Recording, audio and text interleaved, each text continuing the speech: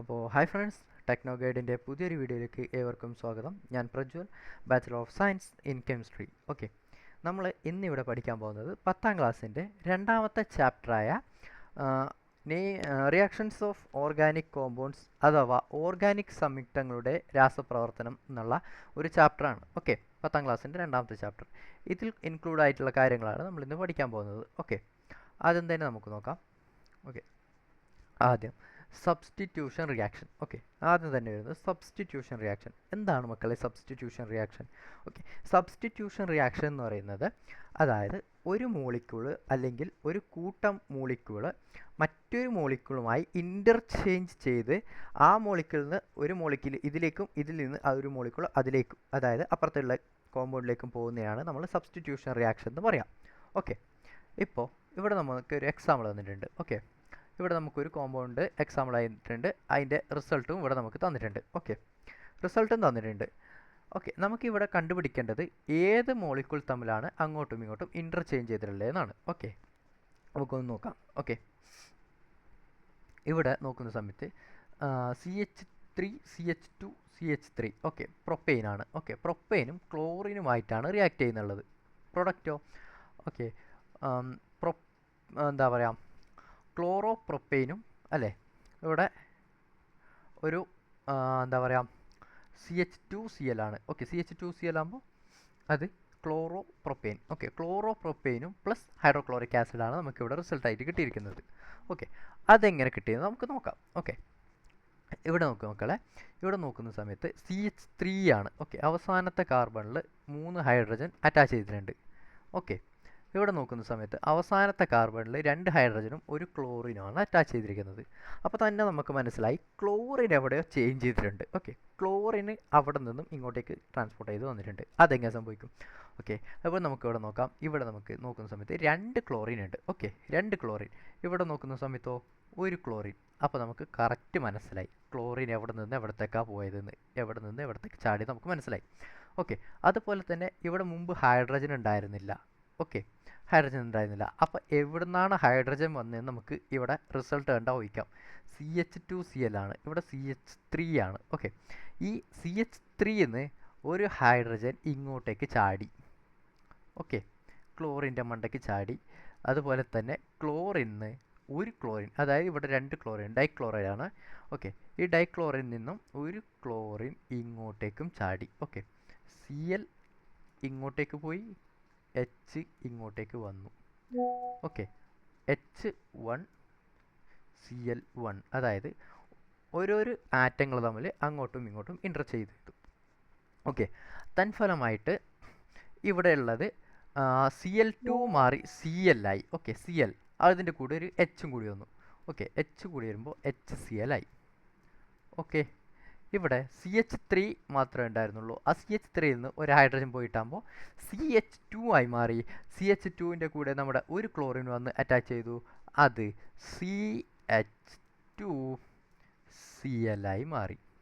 Okay, ഇപ്പോൾ മക്കൾക്ക് മനസ്സിലായെന്ന് വിചാരിക്കുന്നു എവിടെയാണ് എന്തൊക്കെയാണ് മാറ്റം വന്നിട്ടുള്ളതെന്ന്. ഓക്കെ, ഒന്നും കൂടി പറഞ്ഞുതരാം. ഓക്കെ, ഇതൊന്നും കൂടി ഞാൻ പറഞ്ഞുതരാം മക്കളെ. നമുക്കറിയാം ഇവിടെ 2 കോമ്പൗണ്ട്സ് ആണ് നമുക്ക് കാണുന്നത്. ഓക്കെ, ഒന്ന് പ്രൊപ്പെയിനും ഒന്ന് ക്ലോറിനും. ഓക്കെ, അത് പ്രൊഡക്റ്റായിട്ട് ബൈ പ്രൊഡക്റ്റ് HCl കിട്ടി. ക്ലോറോപ്രൊപ്പെയിന് നമുക്ക് പ്രൊഡക്റ്റായിട്ടും കിട്ടി. ഓക്കെ, അപ്പോൾ ഇവിടെ 2 ആറ്റങ്ങൾ തമ്മിൽ ഇൻ്റർചേഞ്ച് ചെയ്യുന്നതാണ് സബ്സ്റ്റിറ്റ്യൂഷൻ റിയാക്ഷൻ എന്ന് നമ്മൾ പറഞ്ഞു. ഓക്കെ, അത് ഏതൊക്കെ ആറ്റങ്ങൾ തമ്മിലാണ് നമ്മൾ നോക്കാൻ പോകുന്നത്. ഓക്കെ, അപ്പോൾ ഏതൊക്കെ ആറ്റങ്ങൾ തമ്മിലാണെന്ന് നമുക്ക് നോക്കാം. ഓക്കെ, ഇവിടെ നോക്കുക മക്കളെ, CH2Cl ആണ്. ഓക്കെ, ഇവിടെ CH3. ഓക്കെ, ഇവിടെ ആണെങ്കിൽ ഒരു Cl ഉണ്ട്. ഓക്കെ, ഈ Cl ഓക്കെ, ഇവിടെ 2 Cl ഉണ്ട് നമുക്കറിയാം. ഓക്കെ, ഈ Cl നിന്ന് ഒരു Cl ഇങ്ങോട്ടേക്ക് വന്നു, ഒരു ഹൈഡ്രജൻ ഇവിടുന്ന് ഇങ്ങോട്ടേക്ക് കൊടുത്തു. ഇത്രയേ ഉള്ളൂ, കഴിഞ്ഞ പരിപാടി. Cl H1 എന്നിട്ട് ഓക്കെ, Cl1, ഇത്രയേ ഉള്ളൂ പരിപാടി. ഇതാണ് ഇവിടെ നടക്കുന്നത് ആദേശ രാസപ്രവർത്തനം അഥവാ സബ്സ്റ്റിറ്റ്യൂഷൻ റിയാക്ഷൻ എന്ന് പറഞ്ഞാൽ ഇത്രയേ ഉള്ളൂ മക്കളെ. ഒരു ആറ്റത്തിനെ അങ്ങോട്ടുനിന്ന് ഇങ്ങോട്ടേക്കും വാങ്ങി, ഇങ്ങന്ന് അങ്ങോട്ടേക്കും ഒരാറ്റത്ത് കൊടുത്തു, കഴിഞ്ഞ പരിപാടി. അത്രയേ ഉള്ളൂ പരിപാടി. ഓക്കെ, ഇവിടുന്ന് ക്ലോറിൻ ആറ്റത്തെ ഇങ്ങോട്ടേക്ക് വാങ്ങി, ഇവിടുന്ന് ഹൈഡ്രജൻ ആറ്റത്തെ ഇങ്ങോട്ടേക്ക് കൊടുത്തു. അപ്പോൾ റിസൾട്ട് എന്ത് കിട്ടി? CH3 CH2. ബാക്കി രണ്ടും അതുപോലെ തന്നെ എഴുതുക. ഓക്കെ, ഈ ഫസ്റ്റുള്ള കോമ്പൗണ്ട്സ് അങ്ങനെ തന്നെ എഴുതുക. ഏറ്റവും അവസാനത്തെ കോമ്പൗണ്ടിലായിരിക്കും നമ്മുടെ റിയാക്ഷൻ നടക്കുന്നത് എപ്പോഴും. ഓക്കെ, സബ്സ്റ്റിറ്റ്യൂഷൻ റിയാക്ഷൻ നടക്കുന്നത് ഏറ്റവും അവസാനത്തെ കോമ്പൗണ്ടിലായിരിക്കും. അപ്പോൾ ആ കോമ്പൗണ്ട് മാത്രം നമുക്ക് മാറ്റി എഴുതിയാൽ മതി. ബാക്കി രണ്ട് അതിന് മുമ്പുള്ള എല്ലാ കോമ്പൗണ്ടും ഇനിയിപ്പോൾ ഈ CH3ക്ക് മുമ്പോട്ട്, അതായത് ഈ വശത്തോട്ട് ഇനി കോമ്പൗണ്ട്സ് ഉണ്ടെങ്കിൽ നമുക്ക് ആ കോമ്പൗണ്ട്സ് എല്ലാം അങ്ങനെ അതേപോലെ എഴുതി വെക്കാം. ഓക്കെ, ഈ CH3 അവസാനത്തെ കോമ്പൗണ്ടിൻ്റെ എന്താ പറയുക സംഖ്യ മാത്രമേ അവിടെ നിന്ന് മാറുന്നുള്ളൂ. ഓക്കെ, അതായത് ഈ അവസാനത്തെ കോമ്പൗണ്ടിൽ നിന്നും ഒരു ഹൈഡ്രജൻ ഇങ്ങോട്ട് കൊടുത്തു, അവസാനത്തെ കോമ്പൗണ്ട് ഒരു ക്ലോറിനെ ഇങ്ങോട്ടേക്ക് വാങ്ങി. ഇത്രയേ ഉള്ളൂ പരിപാടി. അപ്പോഴത്തേക്ക് നമുക്ക് ഇവിടെ ഒരു ഉത്തരം കിട്ടും. CH3 CH2 CH2Cl plus HCl നമുക്കിവിടെ ഉത്തരം കിട്ടി. ഇതാണ് സബ്സ്റ്റിറ്റ്യൂഷൻ റിയാക്ഷൻ. മനസ്സിലായെന്ന് വിചാരിക്കുന്നു. മനസ്സിലാകാത്തവരുണ്ടെങ്കിൽ കമൻറ്റ് ചെയ്യുക. ഓക്കെ, സിമ്പിളായി പഠിക്കാം നമുക്ക്. ഓക്കെ, ഇനി നമുക്ക് അതേ സെയിം ഇക്വേഷൻ നമുക്ക് വേറൊരു രീതിയിലാണ് തന്നിരിക്കുന്നത്. Okay, C3H8 plus Cl2. C3H8. Okay, C3H8 എന്ന് പറഞ്ഞാൽ എന്താ മക്കളെ? ഓക്കെ, C3H8 എന്ന് പറഞ്ഞാൽ ഇവിടെ നമുക്കറിയാം 3 കാർബൺ ആറ്റം നമുക്കിവിടെ കാണാം അല്ലേ? ഇവിടെ നമുക്ക് 3 കാർബൺ ആറ്റം കാണാം. ഓക്കെ, മൂന്നിലും ഓക്കെ ഹൈഡ്രജൻ അറ്റാച്ച് ചെയ്തിട്ടുണ്ട്. ഓക്കെ, എല്ലാത്തിലും സിംഗിൾ ബോണ്ട് വെച്ചാണ് ഹൈഡ്രജൻ അറ്റാച്ച് ചെയ്തിരിക്കുന്നത്. അപ്പോൾ പ്രൊപ്പെയിൻ ആണെന്ന് നമുക്ക് ഉറപ്പിച്ചു. അവിടെ നമുക്ക് പ്രൊപ്പെയിൻ ആണെന്ന് ഉറപ്പിക്കാം. ഓക്കെ, ഇനി ഇതെങ്ങനെ കാൽക്കുലേറ്റ് ചെയ്യുന്നത് നമുക്ക് നോക്കാം. ഈ സിംഗിൾ ബോണ്ട് ആണോ എന്ന് കാൽക്കുലേറ്റ് ചെയ്യുന്നതിന് ഒരു ചെറിയ ഇക്വേഷൻ ഞാൻ പറഞ്ഞുതരാം. ഓക്കെ, നമ്പർ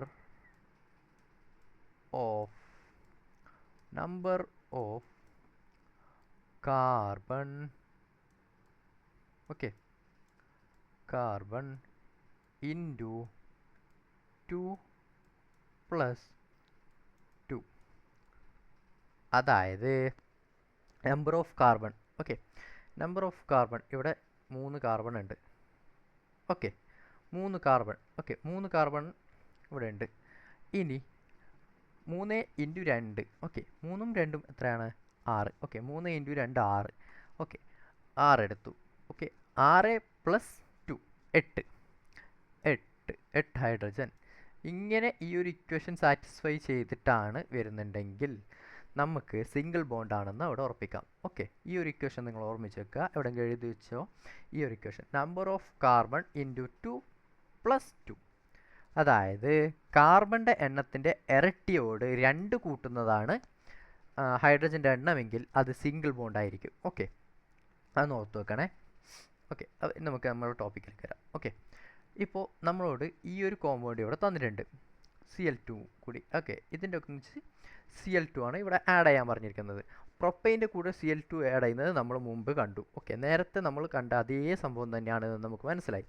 അപ്പോൾ നമുക്ക് ഡയറക്റ്റായി അങ്ങ് എഴുതാം. ഓക്കെ, ഇവിടെ ഞാൻ എഴുതി വെച്ചിട്ടുണ്ട്, ഡയറക്റ്റായിട്ട് എഴുതി വെച്ചിട്ടുണ്ട്.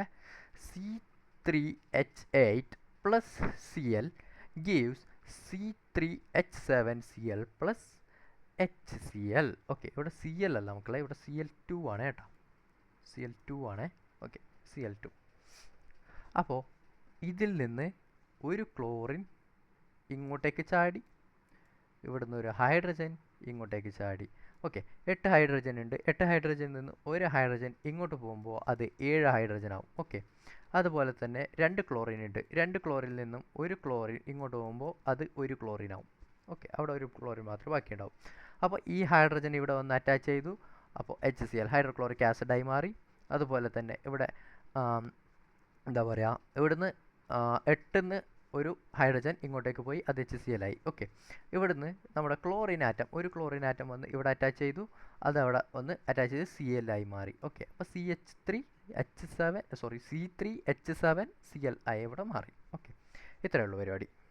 ഓക്കെ, ഇനി നിങ്ങൾക്ക് പറഞ്ഞുതരാം. മാർക്ക് ബേസിലാണ് നിങ്ങൾ ഇത് ഇങ്ങനെ എഴുതേണ്ടത്. ഓക്കെ, നിങ്ങൾക്ക് ഒരു 2 മാർക്കിന് ക്വസ്റ്റ്യൻ വന്നെങ്കിൽ നിങ്ങൾക്ക് ഒരു നേരത്തെ കാണിച്ച ഈ രീതി അപ്ലൈ ചെയ്യാം. ഓക്കെ, ഈ രീതി അപ്ലൈ ചെയ്ത് 2 മാർക്കിൻ്റെ ക്വസ്റ്റ്യനിലാണെങ്കിൽ ഈ ഒരു രീതി അപ്ലൈ ചെയ്ത് എഴുതാം. ഒരു 3 4 മാർക്കിന് വന്നാൽ ഈ ഒരു രീതിയിൽ വേണം നിങ്ങൾ എഴുതാൻ. ഓക്കെ, ആദ്യം എന്ത് ചെയ്യാം, നമുക്ക് തന്നിട്ടുള്ള കോമ്പൗണ്ട് എഴുതാം. ഓക്കെ, അതിൻ്റെ സ്ട്രക്ചറൽ ഫോർമുല എഴുതാം, കണ്ടൻസ്ഡ് ഫോർമുല എഴുതാം. ഓക്കെ, എന്നിട്ട് മോളിക്കുലാർ ഫോർമുല എഴുതാം. ഓക്കെ, മോളിക്കുലാർ ഫോർമുല എഴുതി അവസാനം ഇതിനെ എല്ലാത്തിനും കൊണ്ട് അങ്ങ് റിയാക്ട് ചെയ്യിപ്പിക്കാം. ഓക്കെ, അവസാനം ഇതിനെ എല്ലാത്തിനും കൊണ്ട് അങ്ങ് റിയാക്ട് ചെയ്യിപ്പിക്കാം. മുകളിൽ ഇത് എഴുതുന്ന സമയത്ത് ഈ ഒരു ഇക്വേഷൻ കൂടി എഴുതി ആ സബ്സ്റ്റിറ്റ്യൂട്ട് ചെയ്യുന്ന രീതി ഒന്ന് കാണിച്ചാൽ മാർക്ക് എത്ര നിങ്ങൾ ഇതാക്കി എഴുതിയാൽ നിങ്ങളുടെ അക്ഷരം എങ്ങനത്തെ ആയാലും ഇതിന് നിങ്ങൾക്ക് അവർ മാർക്ക് തരും. ബിക്കോസ് നിങ്ങൾക്ക് ഫുൾ മാർക്ക് കിട്ടും. ഇത്രയും കൂടി എഴുതി വെച്ചാൽ ഇതിന് നിങ്ങൾക്ക് ഫുൾ മാർക്ക് കിട്ടും, അത് ഉറപ്പാണ്. മനസ്സിലായില്ലേ? ഇനി നമുക്ക് നെക്സ്റ്റ് കോമ്പൗണ്ടിലേക്ക് പോകാം. Okay, addition reaction. അതെന്താ ഇനി അഡീഷൻ റിയാക്ഷൻ? അഡീഷൻ നമുക്കറിയാം, അഡീഷൻ നമുക്കറിയാം പ്ലസ് അല്ലേ, ഒന്നിനോട് ഒന്ന് കൂട്ടുക അല്ലേ, അപ്പോൾ അഡീഷൻ, അതാണ് അഡീഷൻ. ഇവിടെ നമുക്ക് കുറച്ച് കോമ്പൗണ്ട്സ് തന്നിട്ടുണ്ട്, അതുപോലെ തന്നെ ഇവിടെ നെയിമിങ് ചെയ്യേണ്ട രീതിയും പറഞ്ഞിട്ടുണ്ട് എങ്ങനെയാണ്. ഓക്കെ, സോറി നെയിമിംഗ് അല്ല, റിയാക്ഷൻ ചെയ്യേണ്ട രീതിയും എങ്ങനെയാണെന്ന് പറഞ്ഞിട്ട് നമുക്കതൊന്ന് നോക്കാം. It may contain double bond or triple bond carbon chain. അതായത് ഇതിൽ ഡബിൾ ബോണ്ടും ട്രിപ്പിൾ ബോണ്ടുമായ കാർബൺ ചെയിൻസ് ഉണ്ടാവും. ഓക്കെ, അത് മനസ്സിലായല്ലോ. അപ്പോൾ വേറൊരു ഡൗട്ട് ഉണ്ട് നമുക്ക്. ഓക്കെ, ഫസ്റ്റ് നമ്മുടെ സബ്സ്റ്റിറ്റ്യൂഷൻ റിയാക്ഷനിൽ അങ്ങനെ വരാൻ ചാൻസ് ഇല്ലേന്ന്. ഓക്കെ, സബ്സ്റ്റിറ്റ്യൂഷൻ റിയാക്ഷനിൽ ഒരിക്കലും ഡബിൾ ബോണ്ടും ട്രിപ്പിൾ ബോണ്ടും വരില്ല. ഓക്കെ, അതാദ്യം തന്നെ മനസ്സിലാക്കുക. സബ്സ്റ്റിറ്റ്യൂഷൻ റിയാക്ഷനിൽ എപ്പോഴും സിംഗിൾ ബോണ്ട് മാത്രമേ വരൂ. എവിടെയെങ്കിലും ഡബിൾ ബോണ്ട് കണ്ട് അതിൻ്റെ കൂടെ ഇതിരിക്കുന്നു ഡബിൾ ബോണ്ട് ഒരു കാർബൺ ആറ്റം നമുക്ക് തന്നു, അതിന് കൂടെ ഇരിക്കുന്ന ഇതിൻ്റെ സബ്സ്റ്റിറ്റ്യൂഷൻ റിയാക്ഷൻ എഴുതുക.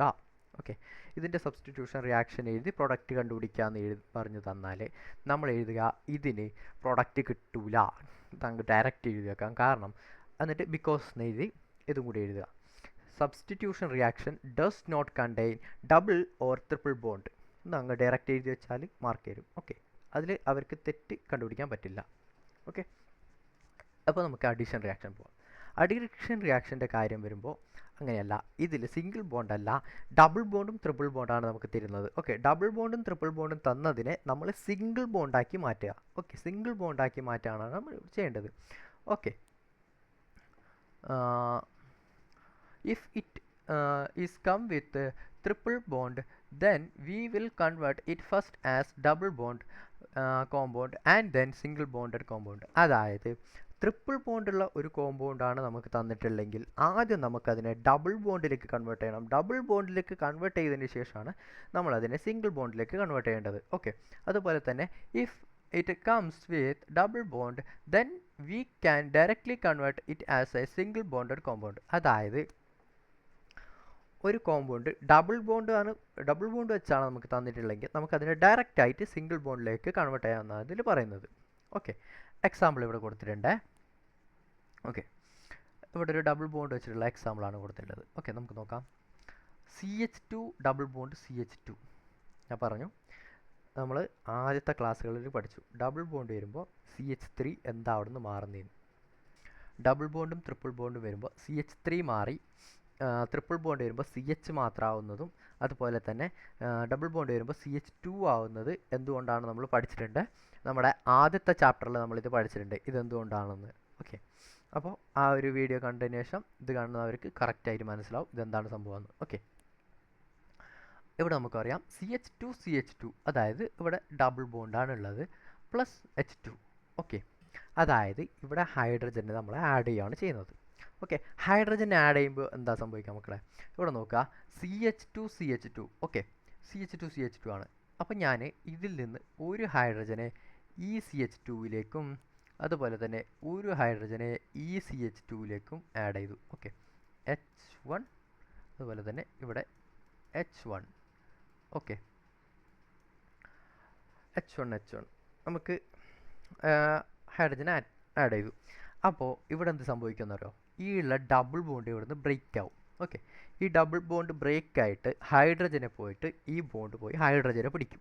ഓക്കെ, ഹൈഡ്രജനെ പോയി ഈ ബോണ്ട് പിടിക്കും. അപ്പോൾ അവിടെ സിംഗിൾ ബോണ്ടായി മാറും. അതായത് CH3 നമുക്ക് വീണ്ടും വരും. ഓക്കെ, CH3 ആയിരിക്കും കോമ്പൗണ്ട്. കാരണം നമുക്കറിയാം ഇവിടെ രണ്ട് ഹൈഡ്രജൻ ഓൾറെഡി ഉണ്ട്, അപ്പർ സൈഡും ഇപ്പർ സൈഡും രണ്ട് ഹൈഡ്രജൻ ഉണ്ട്. ഓക്കെ, ഈ രണ്ട് ഹൈഡ്രജൻ ഉണ്ടാകുന്ന സമയത്ത് ഓരോരോ ഹൈഡ്രജനെ നമ്മൾ അങ്ങോട്ടേക്ക് കൊടുത്തു. ഓക്കെ, ഓരോരു ഹൈഡ്രജനെ കൂടി നമ്മൾ അതിലേക്ക് ആഡ് ചെയ്തു. അപ്പോൾ ഈ കാർബണിൻ്റെ വാലൻസി എന്ത് ചെയ്യുമോ? കാർബണിന് 4 വാലൻസേ ഉള്ളൂ. ഓക്കെ, അപ്പോൾ അതിൽ 2 ഹൈഡ്രജനെയും പിടിച്ചിട്ടുണ്ട്, ഒന്നപ്പുറത്ത് കാർബണിനെയും പിടിച്ചിട്ടുണ്ട്. ഓക്കെ, അപ്പോൾ 3 വാലൻസി ഓൾറെഡി ഫില്ലായിട്ടുണ്ട്.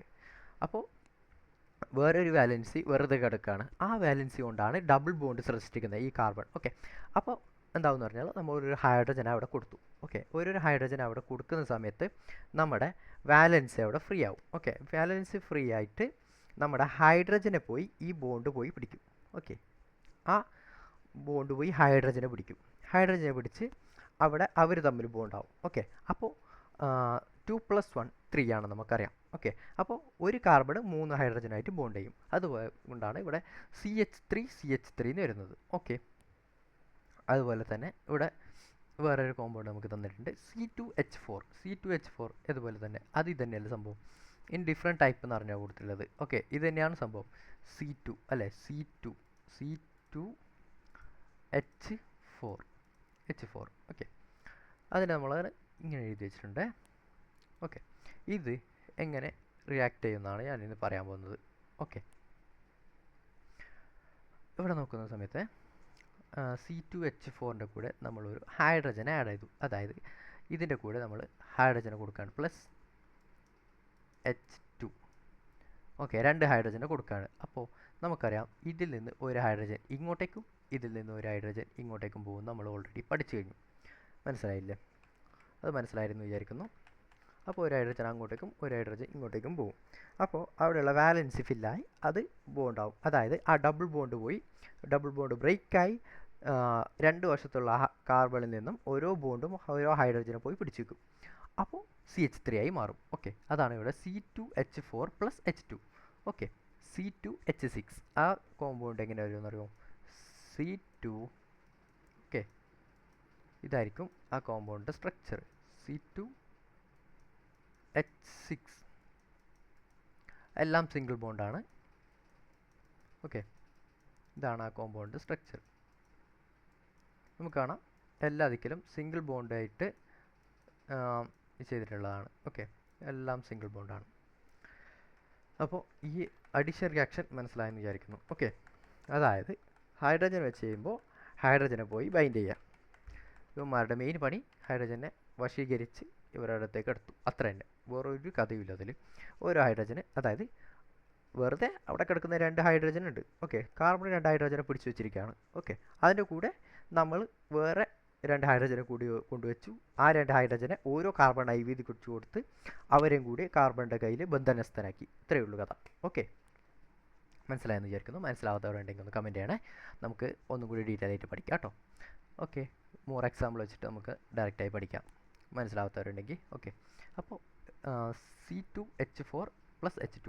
ഓക്കെ, 2 ഹൈഡ്രജൻ, ഒരു ഹൈഡ്രജൻ ഇങ്ങോട്ടും ഒരു ഹൈഡ്രജൻ ഇതിലേക്കും അറ്റാച്ച് ചെയ്തു. ഇത്രയേ ഉള്ളൂ പരിപാടി, കഴിഞ്ഞ പരിപാടി. എന്നിട്ട് C2H6 എന്ന് കിട്ടി.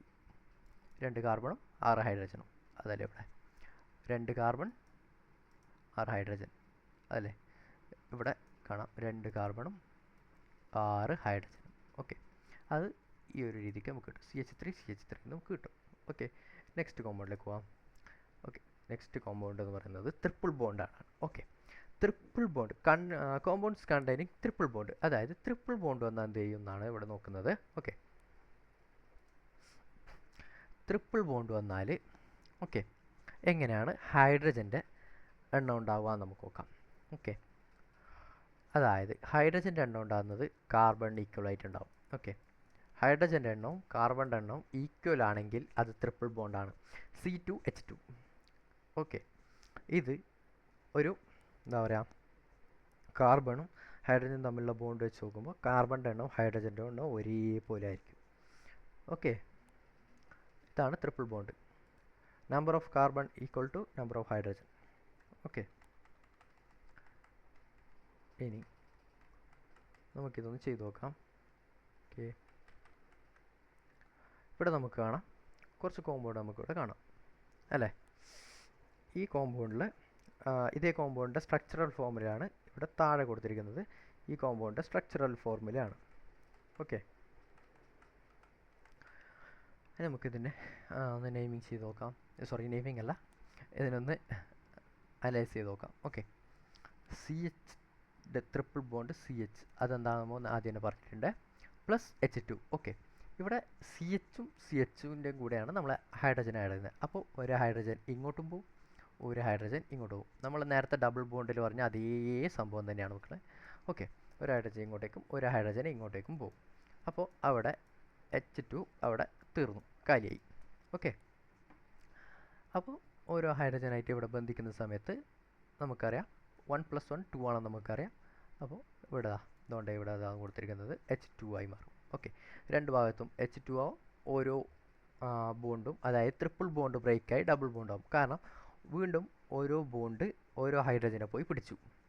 അപ്പോൾ അവിടെ വാലൻസി ഇല്ലാണ്ടായി. അപ്പോൾ ആ വാലൻസി ക്യാൻസൽ ചെയ്ത് അവിടെ ഡബിൾ ബോണ്ടായി മാറി. ഓക്കെ, എന്നിട്ട് നമ്മൾ വീണ്ടും അതിൻ്റെ കൂടെ ഹൈഡ്രജനെ ആഡ് ചെയ്തു. ഇവിടെ ഹൈഡ്രജൻ ആഡ് ചെയ്തു. അപ്പോൾ ഇതിൽ നിന്നൊരു ഹൈഡ്രജൻ ഇങ്ങോട്ടേക്കും പോയി, ഇതിൽ നിന്നൊരു ഹൈഡ്രജൻ ഇങ്ങോട്ടേക്കും പോയി. ഓക്കെ, അത്രയേ ഉള്ളൂ. അപ്പോഴത്തേക്ക് ഇവിടെ എന്ത് സംഭവിച്ചു? അപ്പോഴത്തേനും ഇവിടെ നമുക്ക് ഇവിടുന്ന് CH2 ഉള്ളത് CH3 ആയി മാറി. അതുപോലെ തന്നെ ഇവിടെ CH3 ആയി മാറി. അതായത് അവിടെ കൊടുത്തില്ല CH3 അതായത് സിംഗിൾ ബോണ്ട്. അതായത് അഡിഷൻ റിയാക്ഷൻ എന്ന് പറയുന്നത് triple bond to single bond ചെയ്യുക, അല്ലെങ്കിൽ ഡബിൾ ബോണ്ടിനെ സിംഗിൾ ബോണ്ട് ചെയ്യുന്ന ഒരു റിയാക്ഷനാണ് ശരിക്കും പറഞ്ഞാൽ. ഓക്കെ, ഇനി ഇൻ അനദർ വേ, അതായത് വേറൊരു രീതിക്ക് നിങ്ങൾക്ക് ഇങ്ങനെ ക്വസ്റ്റ്യൻ തന്നു. ഓക്കെ, ഈ ഒരു രീതിക്ക് തന്നു, ഈ ഒരു സിമ്പിൾസ് മാത്രം തന്നു.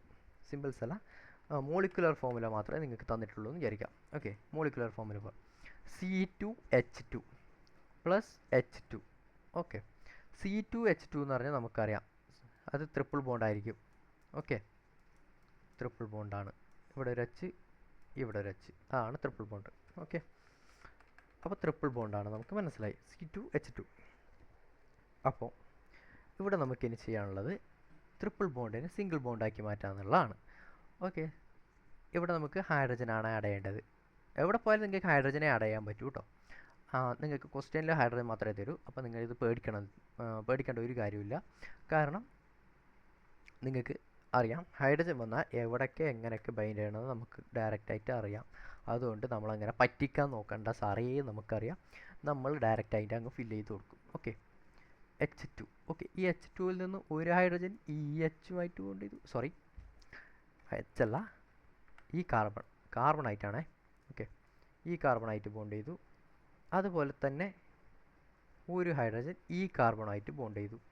ഓക്കെ, അപ്പോൾ ബോണ്ട് ചെയ്തു. ആ ബോണ്ട് ചെയ്താണ് ഇവിടെ കൊടുത്തിരിക്കുന്നത്. ഒരു ഹൈഡ്രജൻ ഇവിടെ വന്ന് ബോണ്ട് ചെയ്തു. അതിനൊന്നിച്ച് നമ്മൾ വീണ്ടും ഹൈഡ്രജൻ ആഡ് ചെയ്തു. ഓക്കെ, വീണ്ടും നമ്മൾ ഹൈഡ്രജൻ ആഡ് ചെയ്തു. വീണ്ടും ഹൈഡ്രജൻ ആഡ് ചെയ്യുന്ന സമയത്ത് അവർ പോയി ഒരാൾ ഈ ഒരു വാക്കൻസിയിൽ ബോണ്ട് ചെയ്തു. അടുത്ത ആൾ നേരെ പോയി ഇവിടെ കാർബണിൻ്റെ ബാക്കിലുള്ള ഈ വാലൻസിലങ്ങ് ബൈൻഡ് ചെയ്തു. ഓക്കെ, ഇവിടെയും രണ്ട് ഹൈഡ്രജൻ കാലിയായി. രണ്ട് കാർബൺ എന്താ പറയുക, രണ്ട് ഹൈഡ്രജനെ പിടിച്ചു വെച്ചു. ഓക്കെ, അത് ഓരോ കാർബൺ, ഈച്ച് കാർബൺ ഓരോ ഹൈഡ്രജൻ വെച്ച് പിടിച്ചു വെച്ചു. അതുകൊണ്ട് നമുക്കിവിടെ വേറൊരു കോമ്പൗണ്ട് കിട്ടി, CH3. ഇതല്ലേ മക്കളെ CH3 സിംഗിൾ CH3 അല്ലേ ഇത്? ഓക്കെ, അഡീഷൻ റിയാക്ഷൻ മനസ്സിലായെന്ന് വിചാരിക്കുന്നു. ട്രിപ്പിൾ ബോണ്ട് വന്നാൽ എന്ത് ചെയ്യണം, അതേപോലെ തന്നെ ഡബിൾ ബോണ്ട് വന്നാൽ എന്ത് ചെയ്യണം, അതേപോലെ തന്നെ സബ്സ്റ്റിറ്റ്യൂഷൻ റിയാക്ഷൻ ക്ലിയറായി മനസ്സിലായെന്ന് വിചാരിക്കുന്നു. ഇതിൽ ഏതെങ്കിലും ഒരു പാർട്ട് മനസ്സിലാകാൻ ബാക്കിയുണ്ടെങ്കിൽ ഒന്ന് കമൻറ്റ് ചെയ്ത് പറയാം. നമുക്ക് വേറെ തന്നെ ഒരു സെപ്പറേറ്റ്, അതിനുവേണ്ടി ഒരു സെപ്പറേറ്റ് വീഡിയോ തന്നെ ചെയ്ത് നമുക്ക് കറക്റ്റായി അത് മനസ്സിലാക്കിയെടുക്കാം. ഓക്കെ, അപ്പോൾ ഇന്നത്തെ വീഡിയോ എല്ലാവർക്കും മനസ്സിലായെന്ന് വിചാരിക്കുന്നു. മനസ്സിലാകാത്തവരുണ്ടായിരിക്കുന്നത് കമൻറ്റ് ചെയ്യുക. തീർച്ചയായും സബ്സ്ക്രൈബ് ചെയ്ത് സപ്പോർട്ട് ചെയ്യുക. ഇഷ്ടപ്പെട്ടാലൊന്ന് ലൈക്ക് ചെയ്യുക, ഇഷ്ടപ്പെട്ടാലൊന്ന് ഡിസ്ലൈക്ക് ചെയ്യുക. ഓക്കെ, അപ്പോൾ ഇന്നത്തെ വീഡിയോ ഇവിടെ വൈൻഡപ്പ് ചെയ്യാണ്. Thank you.